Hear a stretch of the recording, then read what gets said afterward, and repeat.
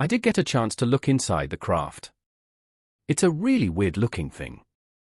Bob Lazar, the man who first blew the whistle on Area 51 secrets, is back with another shocking revelation. This time, he claims the US government was forced to shut down the infamous site after capturing something no one was ever supposed to see. What could be so extraordinary that it led to the closure of one of the most secretive locations on Earth? Join me in this video as we delve into Bob Lazar's latest claims and uncover the startling truth about what really happened in Area 51. You won't want to miss this.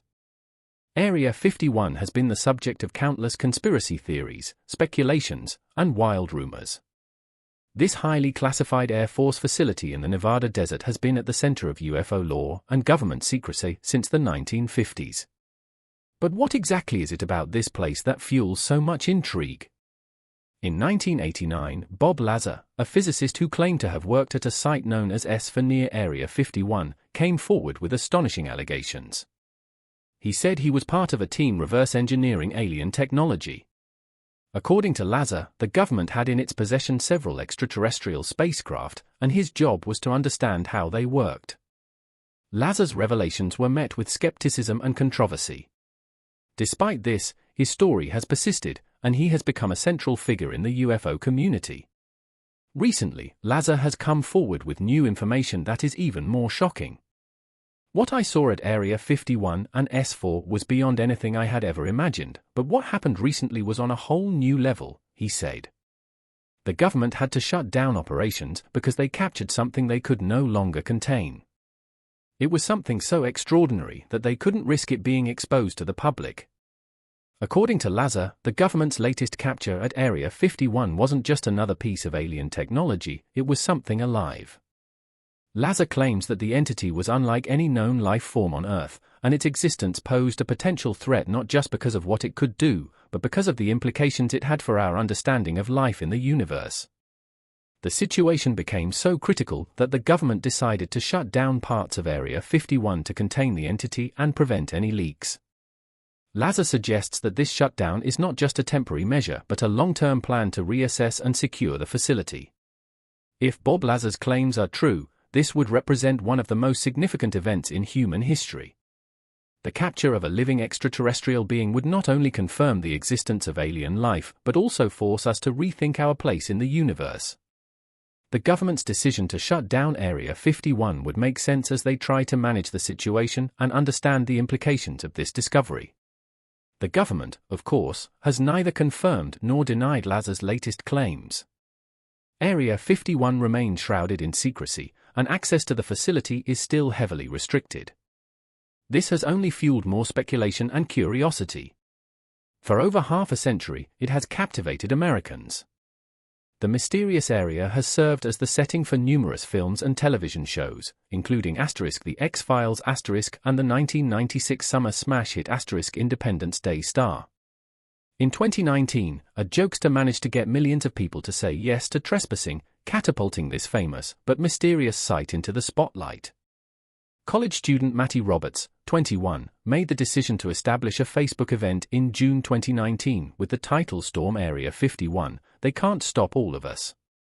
He announced that it would be held on September 20th. Roberts was under the impression that nobody would give the incident, which he had concocted as a joke, any attention beyond a brief giggle. However, over 2 million Facebook users confirmed their presence within a few days. A strong warning was issued by the Air Force to discourage anyone from attempting to penetrate a military base. In spite of the warnings, about 1,500 individuals gathered in the Nevada desert with their campsites, bringing the usual fare of alien-centric festival gear, harnesses inspired by Roswell, inflatable creatures, and so on. Although 40 daring souls did reach the base's perimeter, they largely remained chanting before dispersing when approached by law enforcement. Someone was taken into custody for urinating in public. Until 2013, nobody could agree on whether or not this military station even existed, let alone what had transpired inside. Area 51 was established during the Cold War to assist the United States in spying on the Soviet Union. However, many Americans began to link the base with alien spacecraft and little green men due to its secretive origins and advanced technology. What compelled scores of people to drive into the Nevada desert in September 2019 and stand outside of it, putting their lives on hold? Today, the U.S. Air Force uses the 38,400-acre patch of desert as a training site. Sometimes called the Nevada Test and Training Range, the base is located next to a salt flat called Groom Lake and is home to some of the longest runways in the world. Rachel, Nevada, is the nearest town, and it has 54 inhabitants. Absolutely no one is allowed in the airspace over the base, in case anybody was wondering. There are plenty of caution signs all throughout the area. We also know that workers aren't commuting there by car. Air traffic control audio out of a private terminal at Las Vegas's McCarran International Airport suggests that government-owned passenger jets flying under the name Janet Airlines make daily flights to and from somewhere in the Nevada desert. Prior to World War II, little much happened on this parcel of land around the Groom Lake Salt Flat. Prospectors found silver and lead in 1864. In 1889, a man by the name of Patrick Sheehan established Groom Mine from a modest homestead. Since Las Vegas wasn't even established as a city until 1905 and couldn't be reached by railroad until 1906, the Sheehans' property was rather isolated. In 1941, however, the family's peaceful existence was shattered when government agents were dispatched to survey the region for potential use as a bomber plane training ground. 6 miles away from the homestead, on the site of Area 51 today, an airfield named Indian Springs Auxiliary Field No. 1 was built. The Nevada test site, which was 20 miles away from the Sheehans' homestead, started nuclear explosion experiments in 1951 by the U.S. Department of Energy. Not much happened at the military training airport after World War II. President Dwight D. Eisenhower was concerned that the United States would be attacked because of its ignorance about Russia's military advances. In March 1954, in order to devise a scientific strategy to counter a possible Russian invasion, Eisenhower assembled a group of specialists. One thing was clear: the U.S. would need eyes in the skies over the Soviet Union. Once America had a blueprint in the works for a cutting-edge surveillance plane, a secure location would be required to assemble and test it. A scouting group flew over Groom Lake. From above, they could see it was remote and unassuming, and it already had an airstrip. It was perfect. That's how Area 51 was born. Paradise Ranch was the initial moniker given to the base by Lockheed engineer Kelly Johnson. Johnson did this to entice prospective employees by making the dry patch sound more desirable. In spite of the dearth of cultural offerings, nightlife, and flora, employees took to calling themselves ranch hands. The CIA's clandestine airborne spying mission soon made Area 51 their go-to site. However, the basic building required extensive renovations. As projects grew increasingly technologically intricate, Area 51 had been completely converted into a spy plane factory by 1964. In order to handle jets that can travel quicker, contractors extended the existing asphalt runway from 5,000 feet to 8,500 feet. Groom Lake received the dismantled naval dwelling units and aircraft hangars from the workers. A new water well and leisure amenities were constructed by the construction crew. In addition, they included the required storage space, warehouse, and retail area for fuel. Various types of attack and surveillance aircraft were developed at Area 51 throughout the years by the Air Force and the CIA. The first plane that was built at the so-called Paradise Ranch was the U-2 spy plane. Subsequent projects included the Lockheed A-12, the State Route 71 Blackbird, and the stealth F-117 Nighthawk attack aircraft. A Soviet-built MiG-21 F-13 plane that a defector pilot surrendered served as the project's fulcrum throughout the Vietnam War, and the base served as its headquarters. Naturally, that is only a small selection of the declassified initiatives that are known to us. You'll notice that there hasn't been much talk yet of extraterrestrial autopsies or UFOs. That's because those stories hadn't emerged yet, but they were about to. Letters and phone calls reporting UFO sightings began to stream into air traffic control and the Air Force in the late 1950s and early 1960s. Pilots on east-west flights at dusk were a major source of these reports. At heights too high for any man-made plane, they claimed to have seen flying saucers or burning discs. At the time, as far as the public knew, even the most advanced military aircraft flew below altitudes of 40,000 feet. The U-2 spy plane that the CIA was testing at Area 51 flew above 65,000 feet. There was an effort by the Air Force to look into sightings of UFOs in 1952 with the code name Operation Blue Book. The CIA compared the specifics of every UFO sighting with their classified flight records. All the notes were compiled, and then the citizens were informed that what they were seeing was a weather phenomenon. The claims that extraterrestrials were careening over American skies were further bolstered by this. Years later, what many had assumed would be confirmed by one man's baseless accusations. A number of people have pointed out that Bob Lazar has made some quite bold and completely implausible assertions recently. What Bob Lazar says has the potential to alter your worldview if you are willing to believe it. In the end, it was his accusations that made Area 51 famous. Bob Lazar made public in 1989 a tale that, if verified, would rank among the most shocking stories ever told. Lazar claims that he began his military career in 1980 at S4, a location close to Area 51. During his tenure here, Bob had the opportunity to observe and contribute to some very remarkable technological advancements. Extraterrestrial spaceship reverse engineering was Lazar's job description. A set of records pertaining to the art form he was researching was presented to him. It was supposedly for an archaeological dig that Lazar was operating. That's right, he's talking about ancient aliens. At S4, scientists were split into research groups based on their area of study in regard to the craft. As an example, Bob focused solely on propulsion while he was a member of a propulsion group. Others investigated various technological aspects such as flight controls, navigation, lift, and so forth. The craft Bob Lazar was a part of, along with another craft he saw on the site, an alleged live alien, and other outlandish allegations, were all detailed in Bob's account of his experience at S4.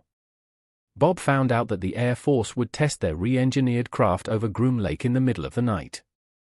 A group of his buddies were therefore invited to witness the spectacle.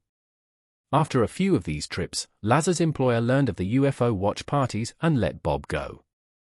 Not long after Bob was terminated from the Air Force, he went to a local CBS affiliate in Las Vegas, where he was interviewed by reporter George Knapp. It was in this interview that Lazar provided information about what he experienced at Area 51 for the first time. After going public, Lazar remained inactive for quite some time. It wasn't until Jeremy Corbell directed Bob Lazar, Area 51 and Flying Saucers in 2018 that Lazar found himself back in the public eye. The new documentary also landed him a guest spot on the Joe Rogan Experience star. Lazar's interview with Rogan has become as prolific, if not more prolific, than his original interview with George Knapp. Looking for evidence to support Bob Lazar's assertions, a few things jump out. First, the public was unaware of the clandestine testing that took place at the base until Bob Lazar made his findings regarding Area 51 public. The attention it receives now was brought forth by his allegations. Surprisingly, the site has been involved in the testing of covert initiatives that have resulted in aircraft such as the stealth bomber. Bob has even led large groups of people to observe these tests, which were known to only a select few. Secondly, Lazar insisted that he had broken into the base using a special security system. According to Bob, there's a hand sensor that can identify a person by analyzing their bone density. Such scanners were in operation during Lazar's alleged employment. According to the Air Force, nobody in the general public knew about this technology when Bob first interviewed them. Element 115 is the most intriguing piece of evidence supporting Lazar's assertions. An integral part of the craft's propulsion system, Element 115 is the subject of his discussion. This element, which was formerly known as muscovium, now has a spot on the periodic table. In 2003, a group of Russian scientists created an artificial element with the symbol muscovium after synthesizing element 115. Until 2003, this element remained a mystery. This element was unknown until 2003, 14 years after Lazar claimed to be researching the element for the US military. Oh, and the country that ended up publicly discovering this element? Russia, you know, the other country obsessed with space. A mystery surrounds element 115. It wasn't added to the periodic table until 2016, but for decades, theories about its possible link to alien technology and life have kept it in the spotlight. We need to know what element 115 is before we can answer the question of whether there is a relationship. Element 115, or muscovium, is a man-made superheavy element that has 115 protons in its nucleus. As with all elements on the periodic table, the element's number corresponds to the number of protons in the nucleus of the element's atom. That is 23 more protons than the heaviest element that you can find in large quantities on Earth, uranium. Gates said that element 115 is an extremely rare element that's made one atom at a time in particle accelerators. It exists for just a fraction of a second before it decays into another element. This location is unique because it is close to a hypothetical island of stability where extremely heavy nuclei may have significantly longer lives. They might not only live for a fraction of a second but for minutes, days, or even years. We may be able to put them to good use after all if we keep them for that long. It took years of nuclear research to work out some of the details about muscovium.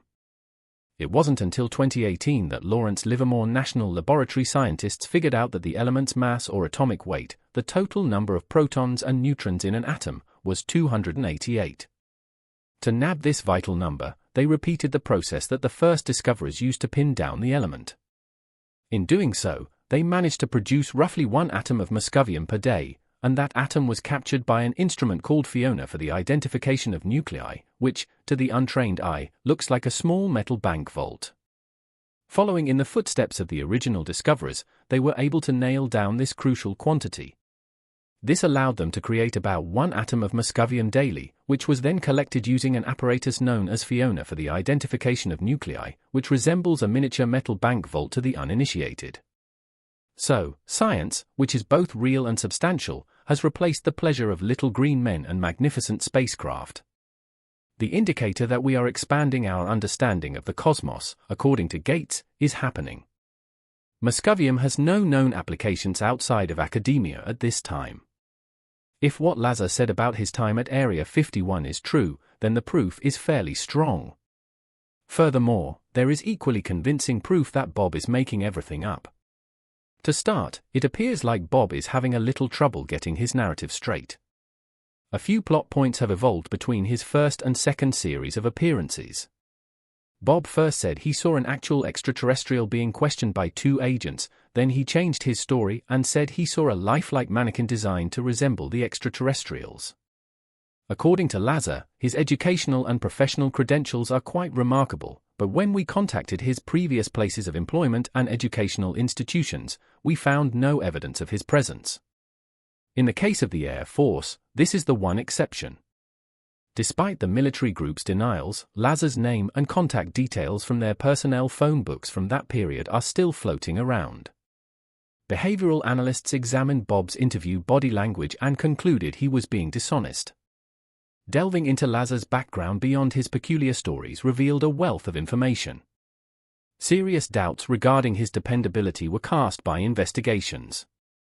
His reputation was cast into doubt, and his statements regarding his schooling and work were not verifiable. One example is his 1990 arrest, which was related to his role in running a brothel in Nevada. Motherboard, the tech arm of Vice, ran a long piece about Lazar in 2019. According to the report, in 2017, Lazar's scientific supply company was raided by the FBI and Michigan State Police in search of thallium sulfate, a poison that was linked to an unsolved murder. True believers, on the other hand, believe that they raided him in search of element 115. Lazar was personally questioned by reporter Tim McMillan about whether he possessed an element 115 fragment. In 2020, the New York Times made headlines worldwide when they reported that the Unidentified Aerial Phenomenon Task Force, which had been set up to investigate unidentified flying objects and was thought to have been disbanded, was still alive and well under the offices of the Office of Naval Intelligence. Furthermore, the publication reported that former Task Force Director Luis Elizondo had the belief that the Pentagon had recovered UFOs for research, which rekindled the long-running controversy. Elizondo departed from his position in 2017. The story told by Bob Lazar is, to put it mildly, phenomenal. If it were true, it would alter not only the course of history but also the future and our own lives. It has the potential to be the greatest discovery in human history, but there is enough evidence to support or refute Lazar's claims. A number of people have raised questions about whether or not Lazar's revolutionary secret was genuine the whole time. Is the government actually working on a covert program to reverse engineer flying saucers, or is this whole thing just a publicity stunt? Who knows? But whatever the case may be, Bob Lazar's testimony is just as convincing and unprovable now as it was back then. Beyond Operation Blue Book, the government continued to investigate UFOs and other unexplained events. The Pentagon announced in August 2020 the formation of a new task force to investigate the source and content of these claims, with the stated goal of safeguarding national security interests. In 2020, 3 videos that had been leaked by Navy pilots were formally released by the Pentagon. The videos depict contacts between military planes and massive, fast-moving objects, but the objects seen in the recordings were not explained. According to a June 2020 survey, the majority of Americans believe that the United States government would keep UFO evidence secret if it had any, while only 22% believed that the details of purported alien sightings would be made public. Thanks for watching another episode of Voyager. While you're still here, make sure to click the video on your screen for more mind-blowing videos about space.